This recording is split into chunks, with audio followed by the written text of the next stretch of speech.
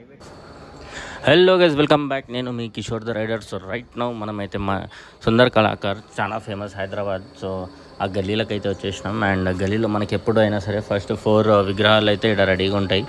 ఈ విగ్రహాలు చూసేసి ముందుకు పోవాలి. సో మనకి లోపలికి పోయే ముందు ఏంటి అంటే ఫస్ట్ మనకి గల్లీలకు మరలంగానే ఫస్ట్ మనకి ఎంట్రన్స్లో ఒక 4 విగ్రహాలు, అంటే లాస్ట్ ఇయర్ కూడా సేమ్ ఇవే డిజైన్, కాకపోతే చాలా బ్యూటిఫుల్ ఫినిషింగ్ ఉంటుంది. అట్లీస్ట్ ఒక 15 ఫీట్స్ అయితే ఈజీగా ఉంటుంది. అండ్ భారీ వినాయకులు అనమాట. సో ఈసారి ఏంటి అంటే చాలా మటుకు ప్రతిసారి ఒక యూనిక్నెస్ ఒక్కొక్కసారి మనకి యాడ్ అవుతూ ఉంటుంది. సో అట్లనే మనకి ఈసారి ఏంటి అంటే కుందన్ వర్క్ ఒకటి హెవీగా చేసిరు. అండ్ దాంతోపాటు మనకి కొంచెం హెయిర్ ఎక్కడెక్కడనైతే ఇప్పుడు సింహం హెయిర్ కానీ ఇదంతా రియలిస్టిక్ ఉంది. సో సుందర్ కళాకార్ షెడ్ లోపలికి వచ్చినాం. సో బయట వచ్చేసి పెద్ద బోర్డు ఉంది. సో లాస్ట్ ఎవ్రీ ఇయర్ ఉండే ప్లేస్ కాకుండా కొంచెం పక్కకు పెట్టారనమాట ఈసారి.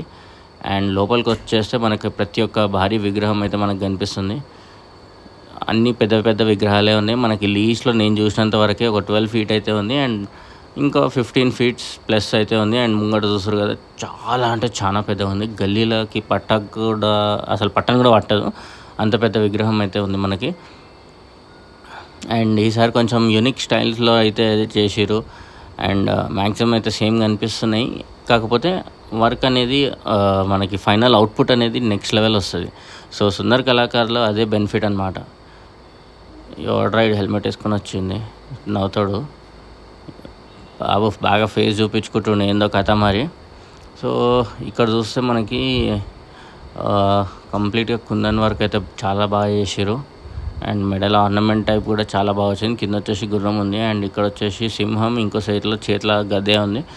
అండ్ ఫేస్ మాత్రం ఫినిషింగ్ చాలా బాగా వచ్చింది. వెనకాల కంప్లీట్గా ఫ్రేమ్ అయితే వచ్చింది. సో దండ వేసేటప్పుడు కొంచెం చూసుకోవాలి మీరు, లేదంటే ఏదైనా జుగాడు చేయాలి అంతే. ప్రతిసారి ఫ్రేమ్ ఉన్నా మనం ఏదైనా జుగాడు చేసుకోవచ్చు. అండ్ పైన వచ్చేసి ఆదిశేషుడు, వెనకాల ఫ్రేమ్ కూడా చాలా బ్యూటిఫుల్గా వచ్చింది. పైన కిరీటం కూడా మనకి కంప్లీట్గా గోల్డ్. అండ్ కింద వచ్చేసి క్లాత్ అనమాట. ప్రతి విగ్రహానికి మనకి సేమ్ అన్ని సోలాపూర్ మోడల్ టైప్ క్లాత్ అయితే వచ్చింది. ఇది వచ్చేసి మనకి ఈ విగ్రహం కంప్లీట్గా బ్లూయిష్ బాడీ కలర్. అండ్ కొంచెం టాప్ యాంగిల్ వ్యూ, అంటే మనకి డ్రోన్ వ్యూ అంటారు కదా. సో ఆ డ్రోన్ వ్యూలో మనం చూస్తే మనకి ప్రతి విగ్రహం ఒక ఫేస్ దగ్గర నుంచి మనకి ఎట్లా కనిపిస్తుంది అనేది చూడవచ్చు. సో చాలామంది కిందికి వెళ్ళి కవర్ చేస్తారు. సో కొంచెం అట్లా సెల్ఫీ స్టిక్ హైట్ కొంచెం పైకి చేసేసి అయితే మీకు ఈ వ్యూ చూపిస్తున్నా. సో దట్ మనకి ఇంకా దేవుడి ఫేస్ టు ఫేస్ చూస్తున్న ఫీలింగ్ అండ్ మనకి ఎట్లుంది లుక్ అనేది కూడా చాలా నీట్గా కనిపిస్తుంది. నార్మల్గా అయితే అంత కిందికి వెళ్ళి మనం చాలామంది కవర్ చేస్తారు, కాకపోతే టాప్ వ్యూ అయితే ఎవరు కవర్ చేయరు. చాలా అంటే చాలా బ్యూటిఫుల్గా, అంటే మనకి సైడ్ అంతా గోల్డ్ ఫినిషింగ్ అండ్ పైన కలర్ కాంబినేషన్ కానీ ప్రతి విగ్రహానికి ఒక్కొక్క యూనిక్నెస్తోని మనకి సుందర్ కళాకార్ ప్రతి సంవత్సరం ఒక ప్రత్యేకతతో అయితే చేస్తారు. ఒక చిన్న పాప నిలబడి ఉంది. సో వినాయకుడు చూడరు ఎంత పెద్దగా ఉన్నాడు, భారీ విగ్రహం అసలు నెక్స్ట్ లెవెల్. అంటే లాస్ట్ ఇయర్కి కంపేర్ చేస్తే ఈసారి భారీ విగ్రహంలో ఈ విగ్రహం చాలా పెద్దదన్నమాట. ఆల్రెడీ ఒక బుకింగ్ అయితే అయ్యింది. సో చాలామంది తీసుకొని కూడా బుకింగ్ చేసుకొని ఇందాకనే పోయారు. సో ఇక్కడ వచ్చేసి మనకి కంప్లీట్గా కొంచెం ఒక సైడ్ దేవతలు, ఇంకో సైడ్ వచ్చేసి మన రాక్షసులు, సముద్రమంతన్ అంటారు కదా. సో కొండని చీలుస్తారనమాట.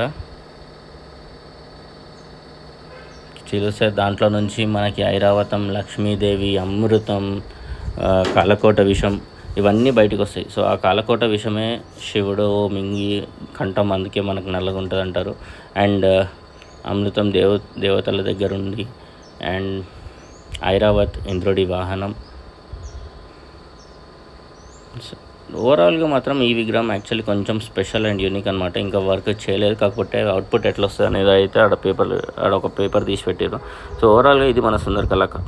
నచ్చితే లైక్ అండ్ సబ్స్క్రైబ్ చేయండి. Thank you so much.